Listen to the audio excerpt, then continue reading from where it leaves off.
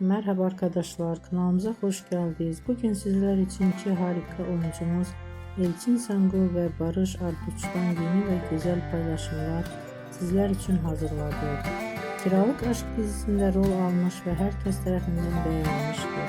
Biz de sizler için onların güzel ve romantik karelerini hazırladık. Bu videoların devamlı gelmesini istiyorsanız kanalımıza abone olup yorum yazmayı